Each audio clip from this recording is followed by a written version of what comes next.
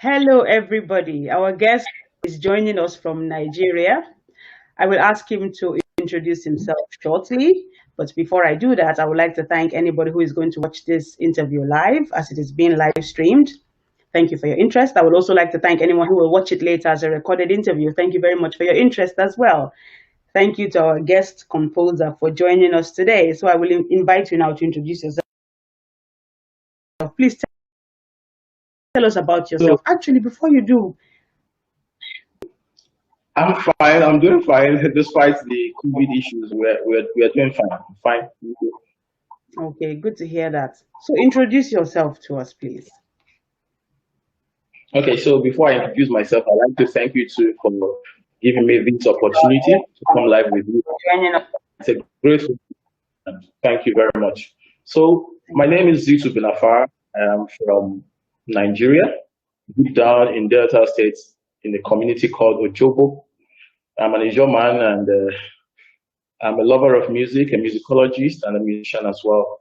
So, if you say I should tell you about myself, it's going to be a very, very long story, though short but long to me. So, I would like to Hear it. I would like to put it down to my life as a composer, because I'm a musician who has passion for different aspects of music, composition, conducting and directing, performance, and what have you. So I'm going to talk more about myself as a composer. So I was born and brought up in Warri, Delta State, and I've lived all my life in this small town. And most of the experience I've got in music, I got it off from this small town called Warri. And my music life started quite late. Usually we hear people say they start their music life at about 6 years, 4 years old and all that. For me, it wasn't like that. I was already in my secondary school, in fact, senior secondary school before I got in contact with true music, and that was sometime in 1998. And I was a choir boy. I sang tenor then, and in 2001, that was a very remarkable event in my life. I joined the choral ensemble in Warri, the Warri Choral Society, under the directorship of Mr. J.O. Mike. That's where everything changed because I was exposed to classical music at the Warri Choral Society, and we did lots of Baroque work, especially works by G.F. Handel and a little pinch of J.S. Bach and also Wolfgang Amadeus Mozart. And those composers really had lots of influence in my life. My composition life has three phases: the pre-university phase, the university phase, and the post-university phase, which currently I'm in. And my pre-university stage was largely influenced by the music I experienced being a choir boy, and of course the music of GF most especially. Back then, I wrote lots of songs, lots of wonderful music, in my opinion. And I would hear people say, "This is not your work. This is the Handel's work. You did cut and nail. Some people call cut and nail in this part of it. You've taken excerpts from this and this and this, and you brought it together and called it your work." Well, that was part of my life. Sometime in 2005, I to had to decide with this music that I have as a passion. Already before then, I was working to go study mechanical engineering, and for one reason or the other, I had to leave that and go for music. And in 2006, I went to the Delta State University, Accra, where I studied music there. I graduated in 2010 in music performance, emphasis on voice. And I went for my friends. After that, I came back and went university to study for my degree in music, also in performance. So I've had lots of love for the. That's the greatest drive I have as a musician.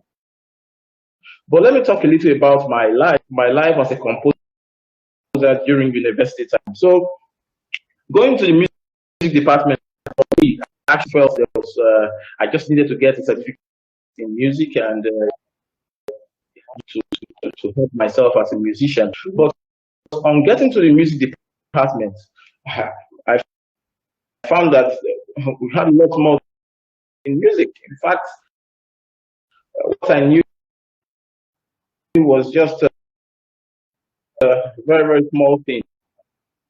And I had lots of training, music teachers, professionals, and that again had influence in my compositions. I started to see composition from angle, and I had to apply the little I learned at that stage into my compositions. And in 2012, I went for my master's degree,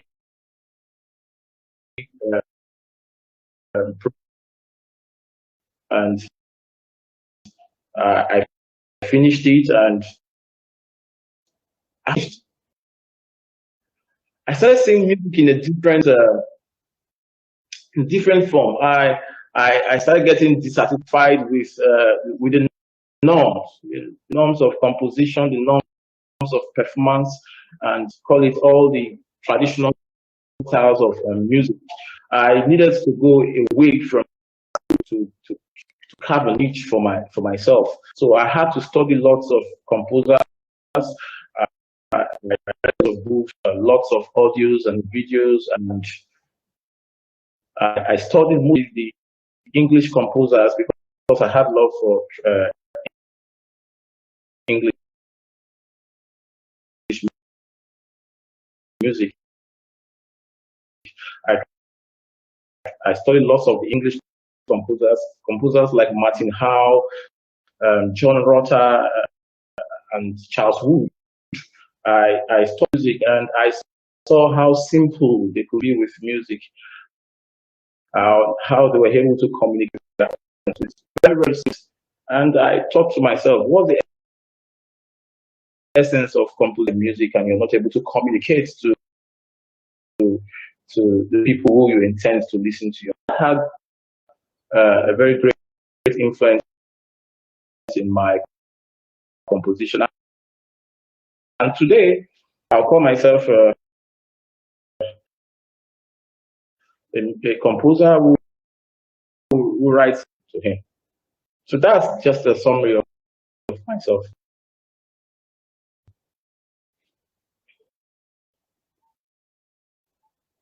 All right, that's a very background.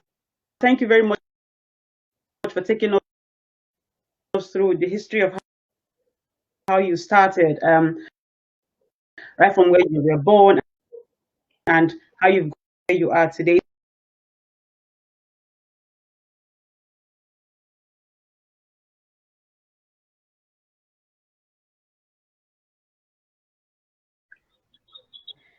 Okay, so we had a little bit of a technical issue, but we are back with our guest composer. Thank you very much for your patience and for your understanding.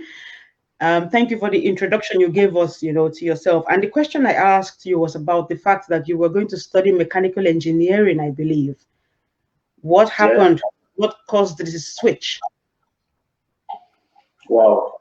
Okay, so as kids, then we just had three major areas to look at: either becoming an engineer, becoming a doctor, or becoming a lawyer. So we fashioned our interest in that line, and Okay.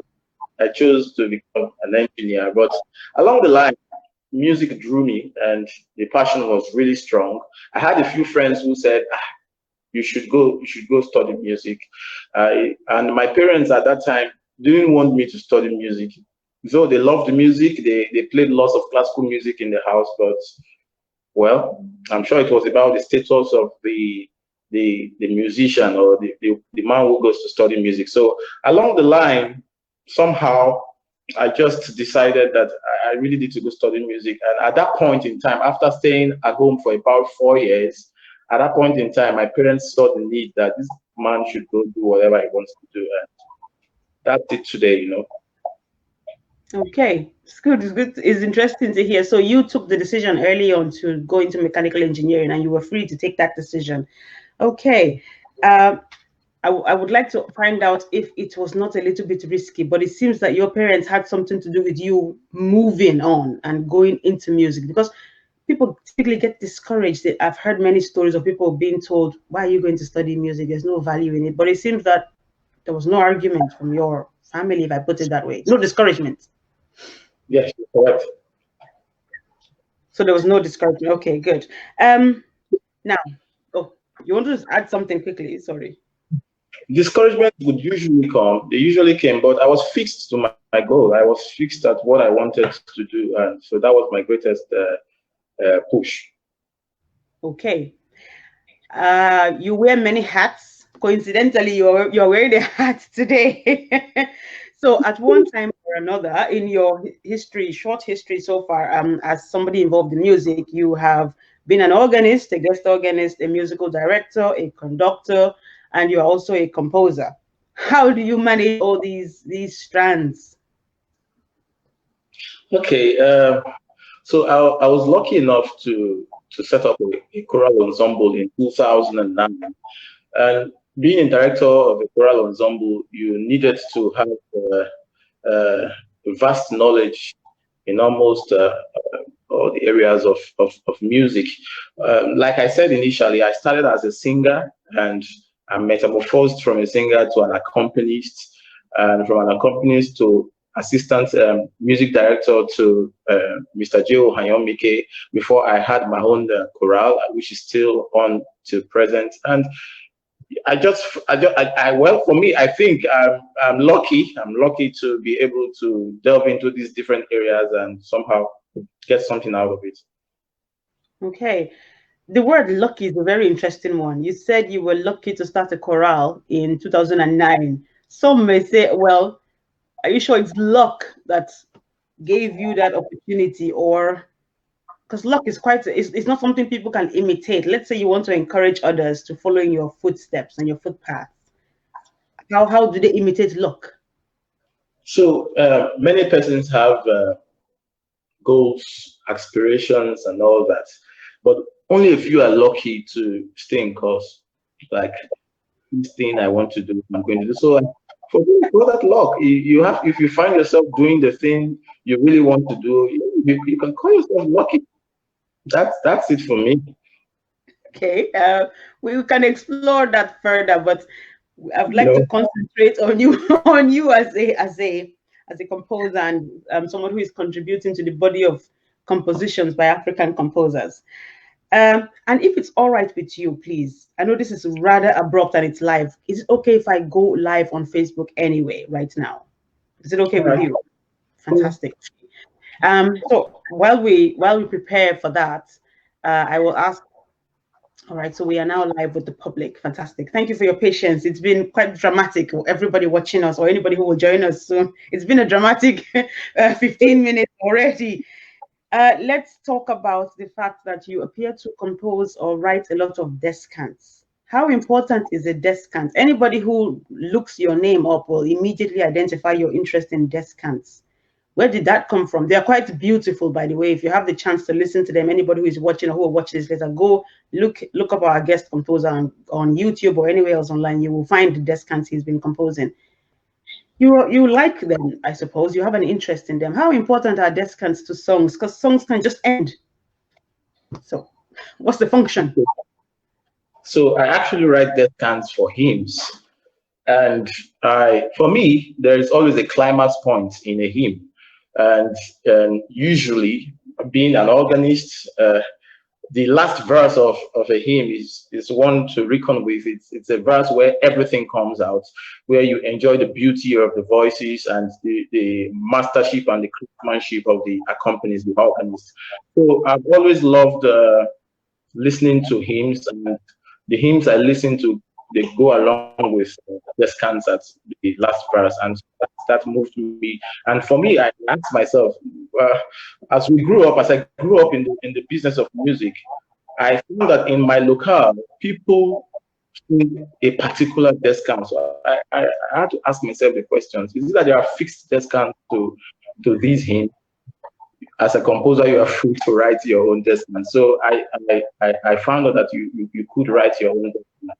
So that was the fire. I had to write lots of descant, and I loved them a lot.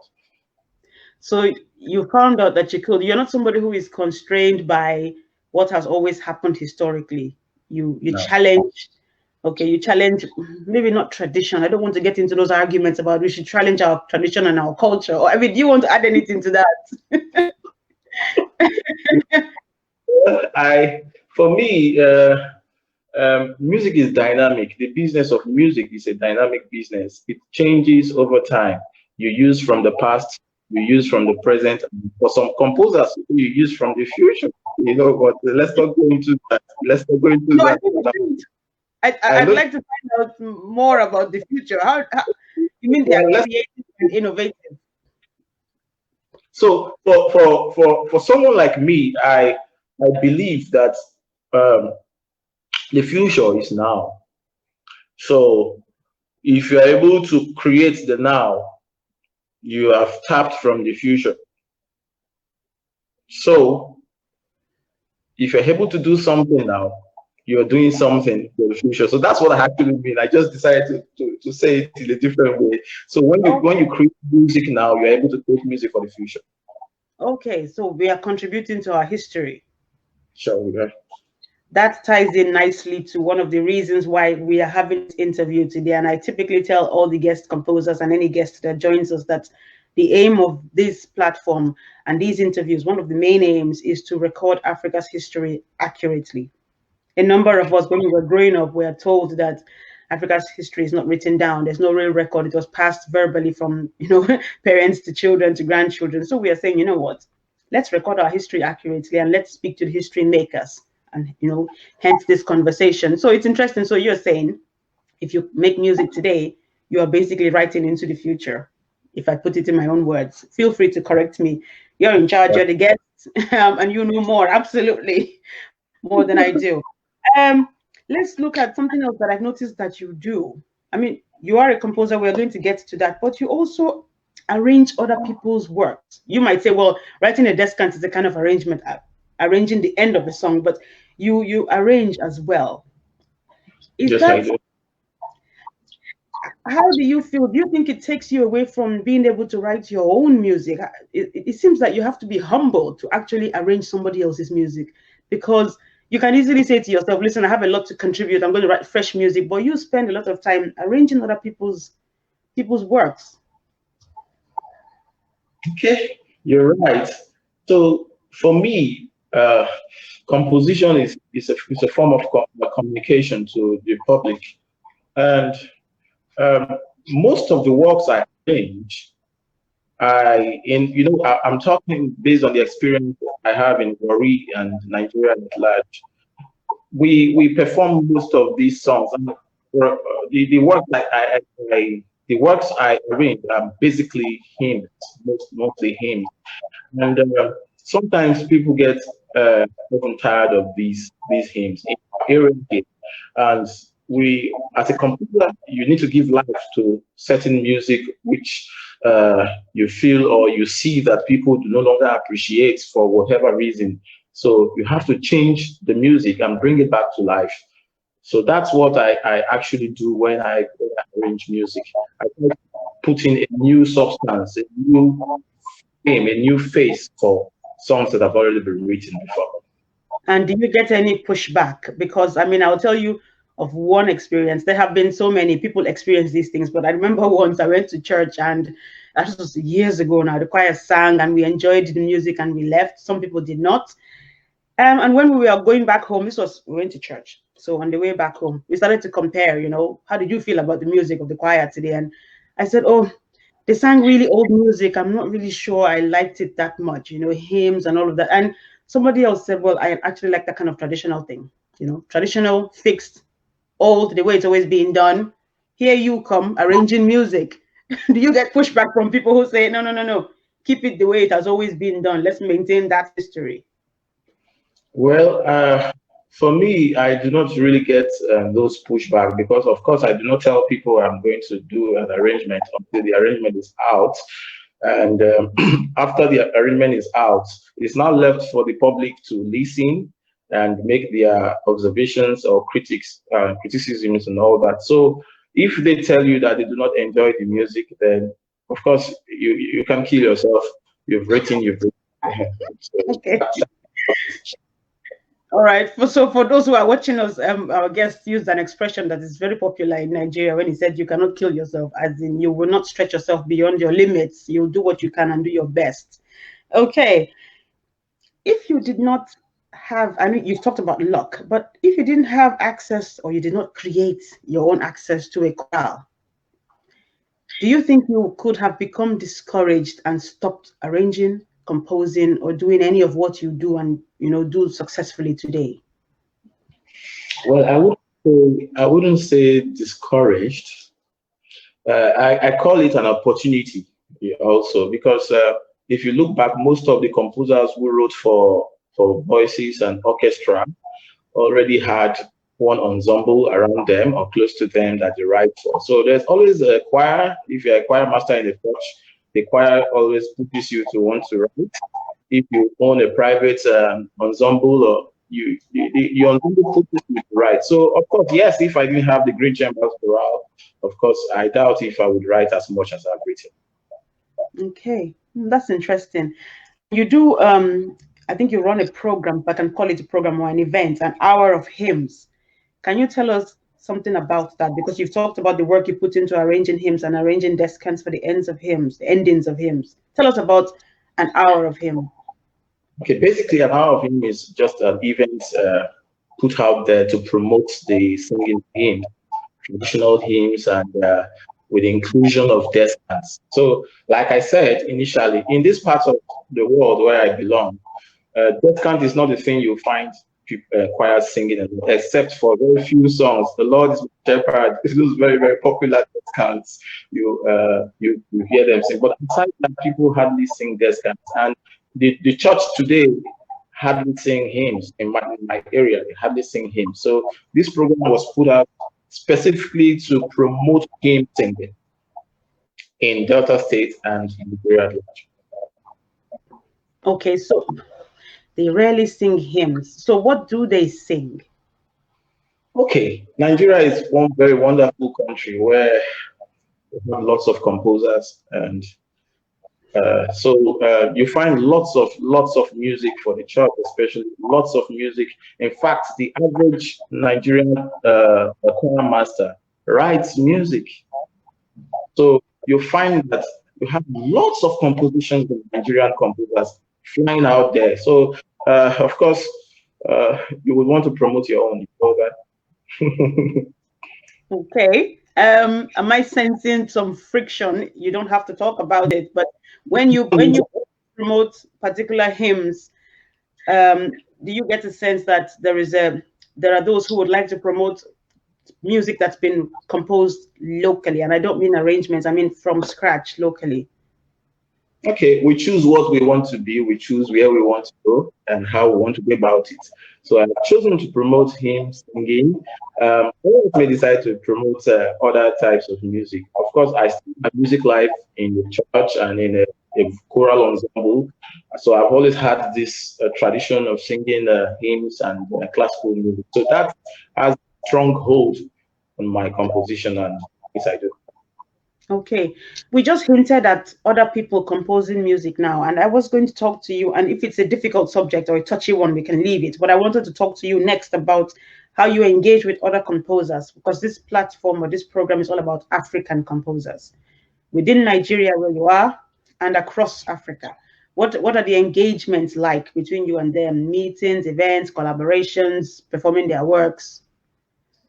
Okay, for me, because I'm a director of a choir, I have a choral ensemble. I have to be performing lots of works, and I love variants.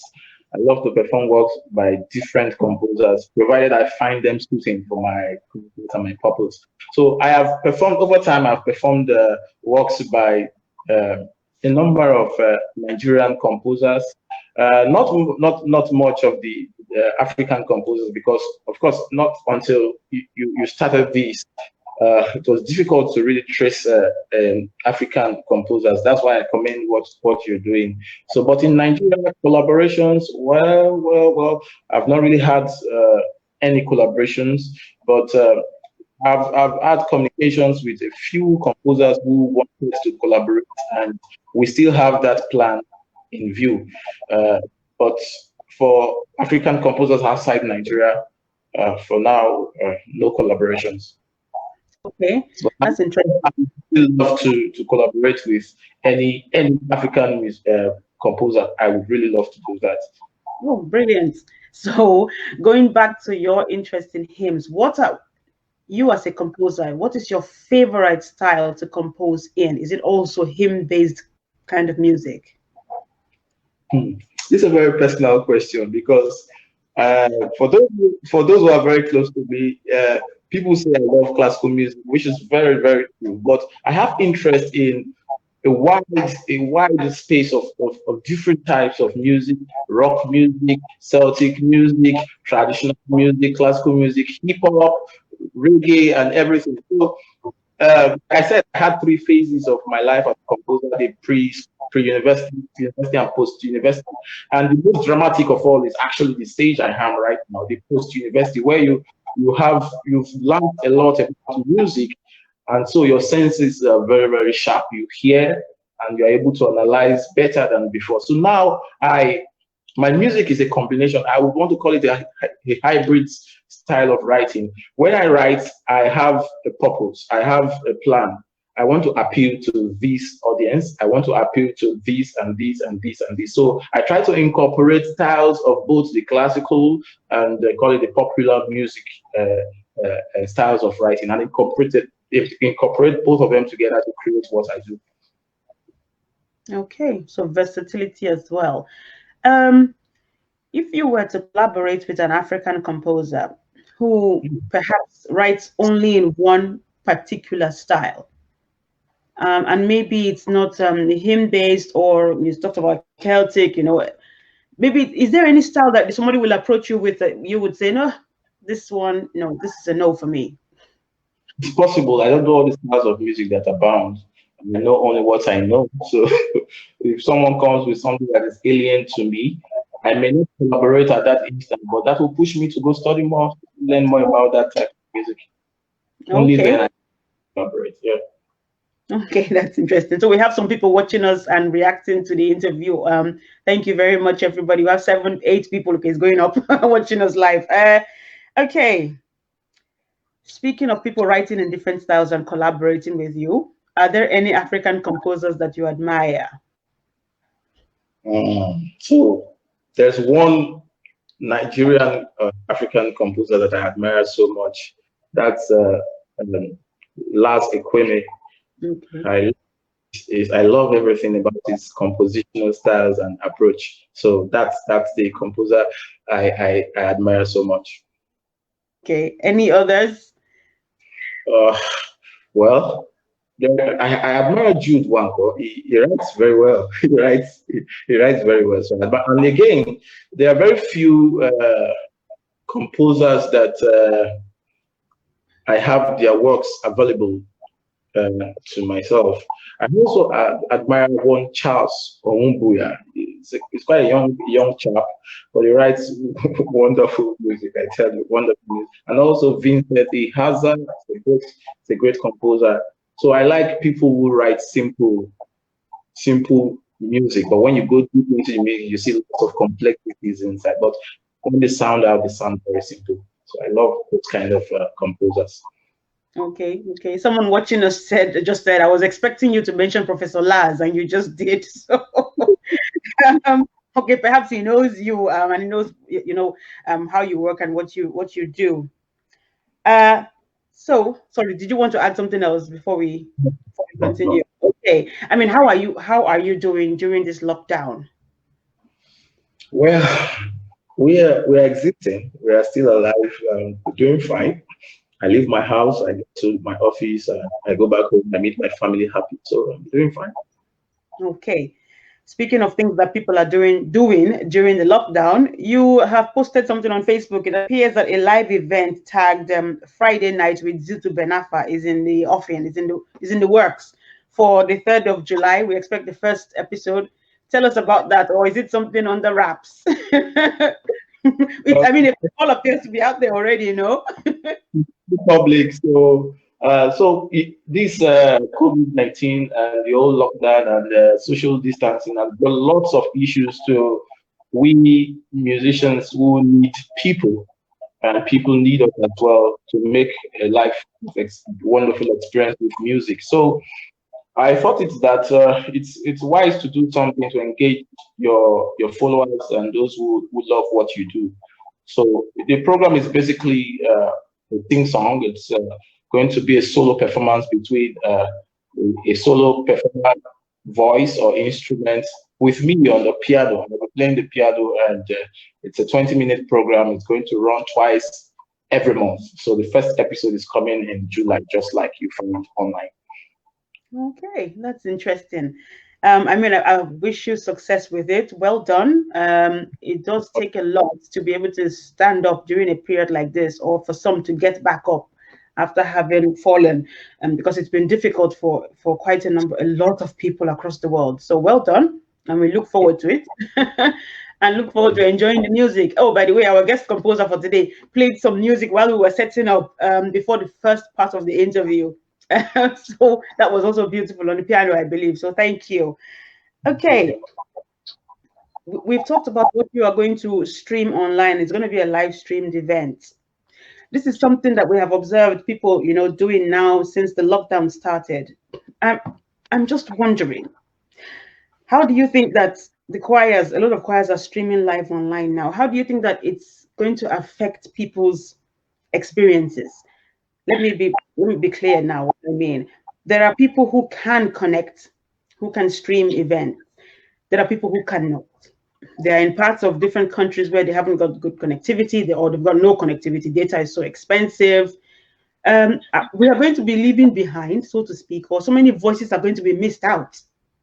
The internet is almost going to become like a space of people who are, a thin space of people, whereas more and more people will be left out of the conversation. What do you think? And how do we remedy that, for goodness sake? How do we, sorry. So the reality before us is it's that there are certain things we wish for that we cannot get currently until we get the lawmakers and those in charge of this whole COVID-19 case to tell us that we are free to go out. So, like I said initially, the social distancing is the issue we have as music makers, because you can't have a choir rehearsing, you can't have a concert, and people cannot come together. So I think that what the choirs are doing currently, it's quite phenomenal.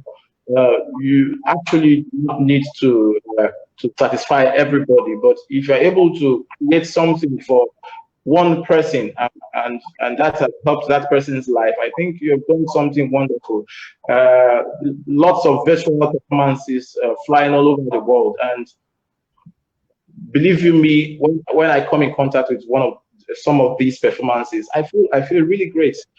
For those who are not able to participate in these events, well, I really don't know what to say, but I hope that this whole COVID issue will go as soon as possible, so that we can all come back and conclave together as we usually do before. So I really don't know what else to say for those people but I know that so many persons are benefiting from these online performances. Okay. You did hint at a topic earlier, a topic around gaining access, or having access to African composers' works. I've spoken to two composers in the past who have talked about the need to have the works of African composers published, and they've said a lot of composers don't publish their works, that the works are difficult to find, even if you want to perform them. Do you have an opinion on that? Do you publish your works? Do you have any recommendations, concerns? Okay, so that's a very tough area because I'm a composer and I face same unique issues.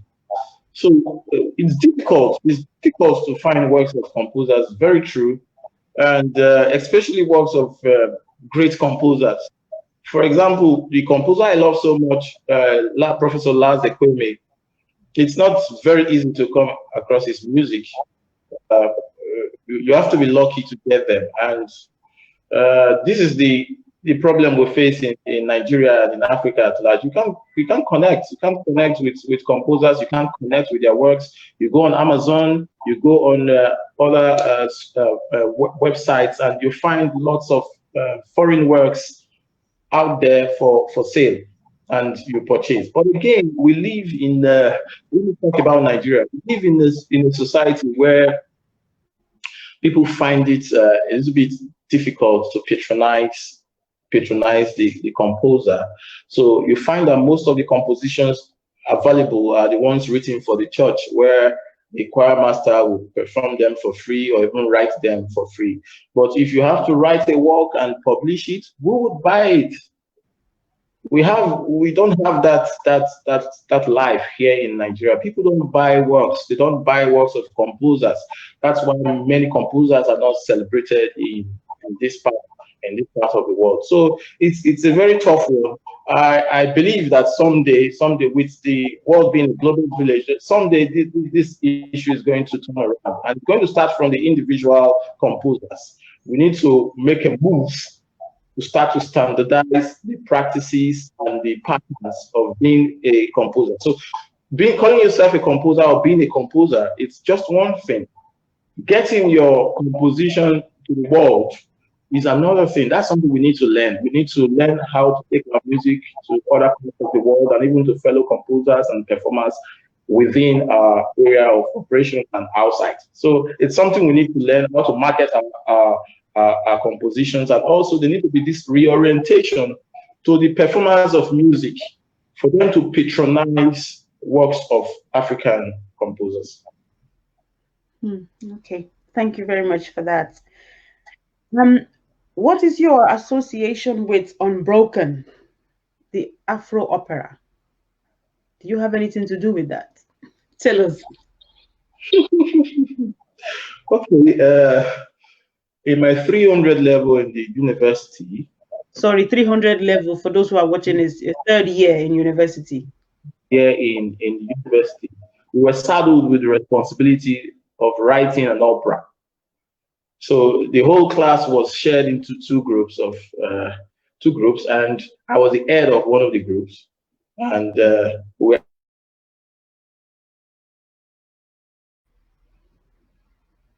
Sorry, we appear to have lost our guest. Hello?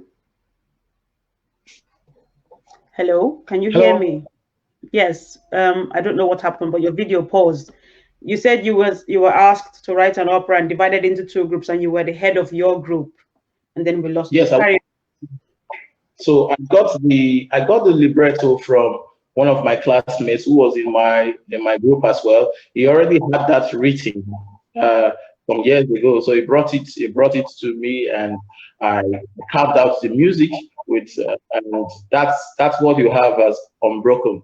So I just thought that I should bring that work I did in my third year back to life.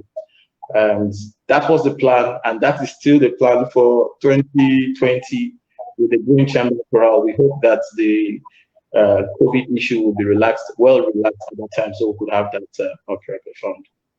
Okay, I'm not an expert, in definitions around music, but it is an opera.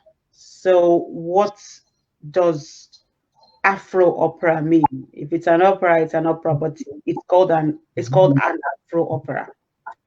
So I know you're interested in the Afro aspect. So aside being a composer, I'm interested in the name generally. If Afro appears there, then okay. Because aside being a musician, I'm also a business person. So I have to find ways to communicate with my audience and to draw them to concerts. So the Unbroken is not written in the Western style. It is written in African style with a touch of Western elements. So if you listen to the work, the rhythmic pattern follows that Um, of the African that sorry, Afro. sorry, we lost you again. You said if you Hello. listen to the work, the rhythmic patterns, and then we lost you. Okay, can you hear me now? Yes, yes. So the rhythmic patterns and would depict a lot of African cultural settings and all that, percussive music and all that. So that's the style I use in writing that work. So calling it an Afro opera is actually a message to our audience, to those who patronize what we do, to let them know that we are coming back home. We're not performing the King Arthur we did last year, written by Harry Purcell. This time we are doing something more African. That's why you have that coinage Afro opera. Okay. Um, I think you are tying back to something you mentioned earlier about the need for composers to know how to market, advertise what they are working on. So you've effectively demonstrated, the skill and how you can use that kind of skill, I Yeah. suppose. Okay. So this is something that can be taught, or I suppose people can Yes. observe people like you are doing and, follow along, so to speak.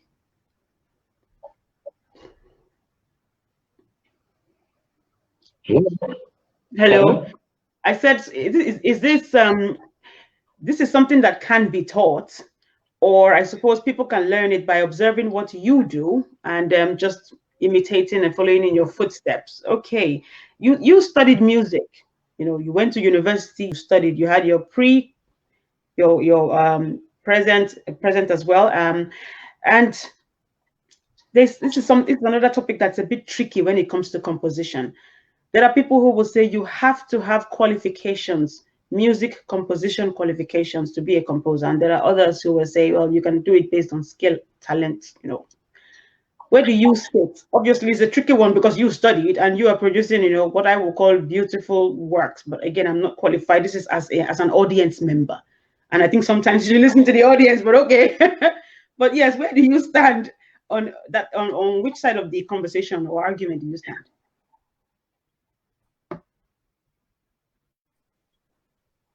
About that. I didn't study composition in the university. I studied performance, vocal performance, and I would want to agree partially with those who say that for you to call yourself a composer, you need to study. You need to study composition. Of course, if you study composition, you are going to be exposed to the in and out of the art. But also, we have to agree that there are people and different persons who are gifted in the art of writing music.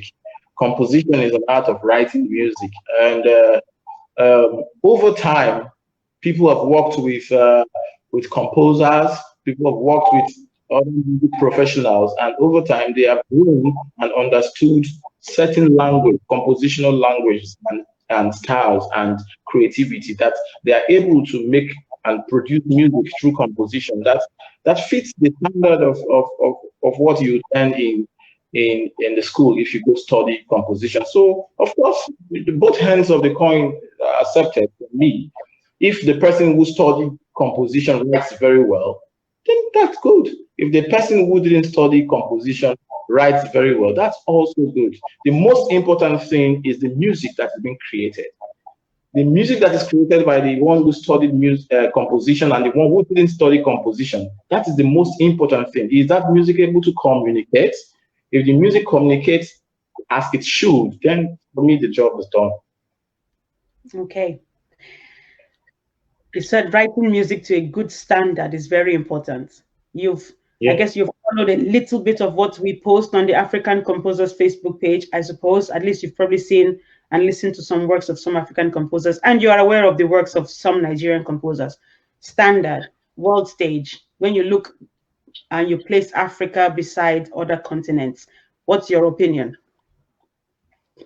Okay, so it's not too fair to say judge Africa and other continents because each continent has its own peculiarities as related to culture, and most times you find composers write based on their cultural heritage and all that. So um, uh, the Africans are trying; they are doing a great job, and I know that we do not know up to 50% of the composers in Africa. And if you go to many African countries, you'll find that most of the performances, African works, they do lots of African works. Even in Nigeria, you have more of African works performed in Nigeria, in the churches, in concert halls, even than the Western songs and pieces. So that already suggests that the Africans are doing pretty much in that area. So kudos to them. They're doing well. I wouldn't want to compare them with the Western world and all that. Oh no, not comparing the works. I think I'm looking at standard for you. Do you see? I mean, you can't compare standards, the effort people put in, the quality of the work, not rather than the style of the work. You because you use the word standard. What? How do you feel about the output from Africa? The audio is breaking, so I can't hear you clearly. When we talk about high standards, how do you feel about the output that African composers are producing and pushing out to the world stage? Okay, so I have not come in contact with lots of African compositions, so I can only judge based on the ones I have performed, the ones I have listened to, and I would say that they are very high standards. The few that I have performed are very high standards. Again, like I said, standard is also a subjective phenomenon. It's not talking about high standard of what type of music you have to think about the type of music. Of course, when we write African music based on our culture, it's of very high standard, no matter how small it is. It's a very high standard because it's able to speak the culture. So when the music is able to speak the culture that surrounds it, of course, that's beautiful and high standard to me. Okay, you you create descants and you arrange people's works. But if you were to compose your own work, take us through the process. Does it come from inspiration? Where are your inspirations from? I mean, take us through the process, start to performance. Okay, so I want to call myself lucky again. Hope you don't mind. No, I don't. But I hear music from wherever. I don't know, but I hear music from wherever. And sometimes when Hello, I hear hello, people talk, that could inspire me to write. hello. Yeah, can you hear me? Said sometimes when you hear Can you people hear talk, me? yes, yes. Yes, when I hear people talk, that could inspire me to write music. When I watch a certain movie, that could inspire me to write music. When I listen to the text or the readings in the church, that could inspire me to write music. So I draw my inspiration from a lot of different places. For example, my most recent work was creating me a clean heart.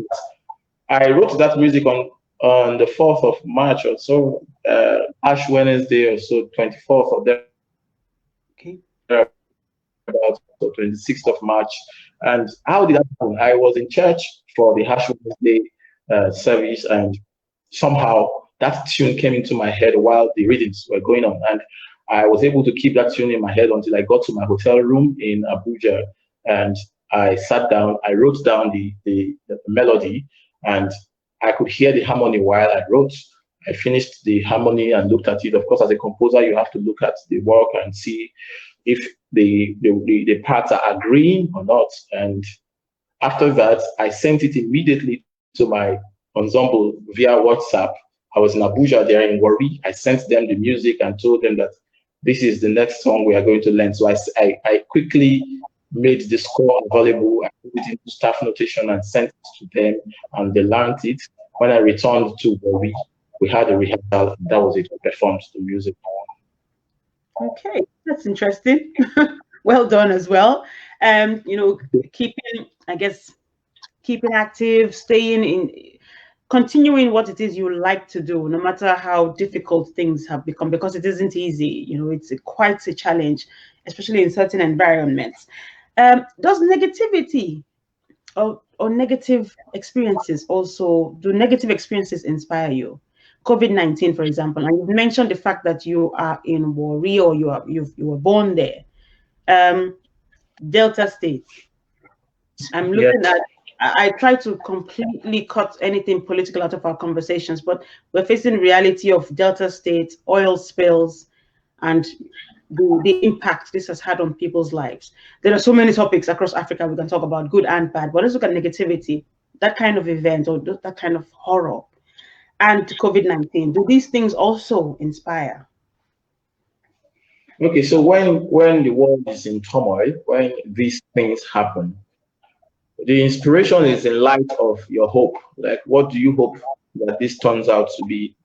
Do you want this to continue, or you want the new life, the next life, better than what you're experiencing now? So, of course, yeah, it does inspire me to write. When this whole COVID thing came into Delta State and into Nigeria and Delta State, I sat in the office where I currently am, and I thought about the whole experience and how difficult life was going to be for us. And right on the spot, some tunes came into my head, and I put it down, and I immediately did a selfie recording of it. And it's out there on Facebook. Like, a lot of things really inspire me to write music. So yes, indeed, tough times inspire me also, but not as often as good times. Okay, all right, that's interesting.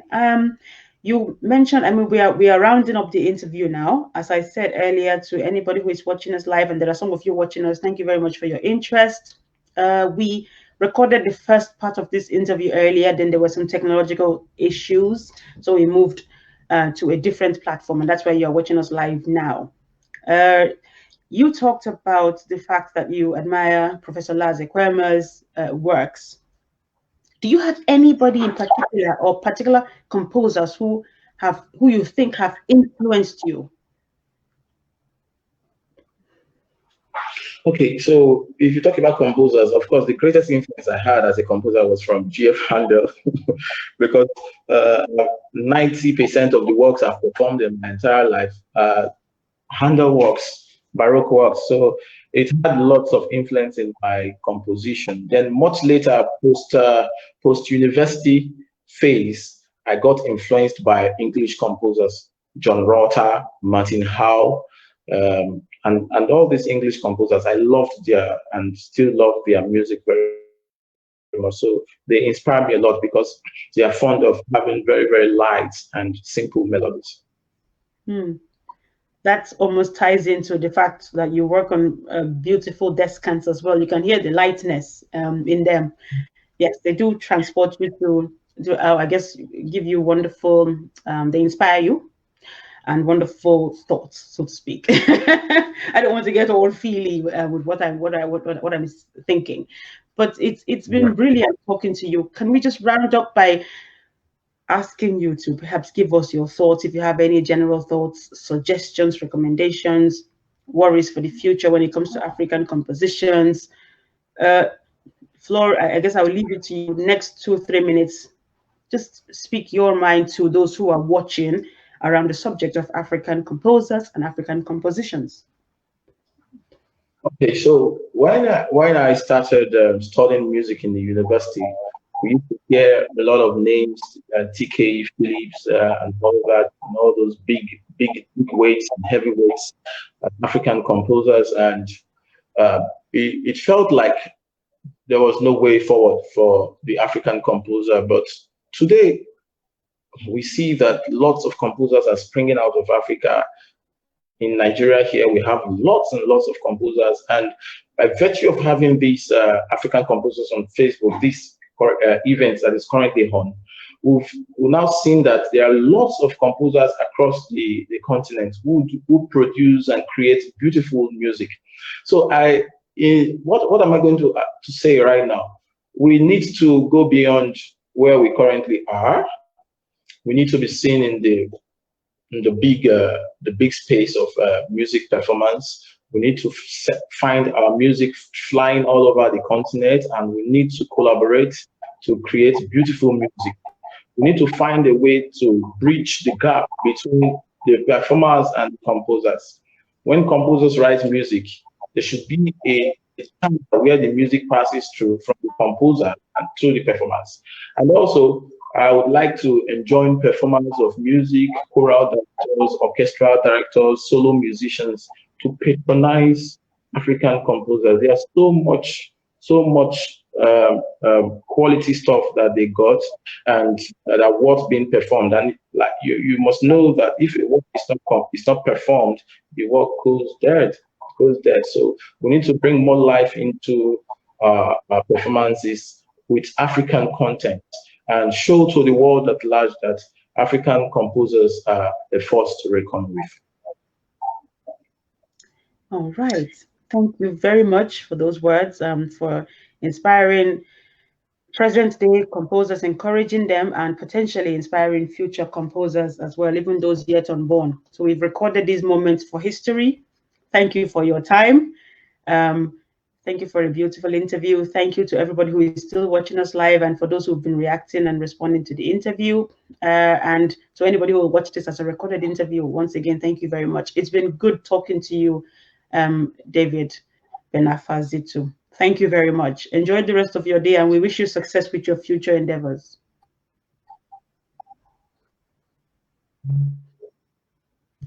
Okay.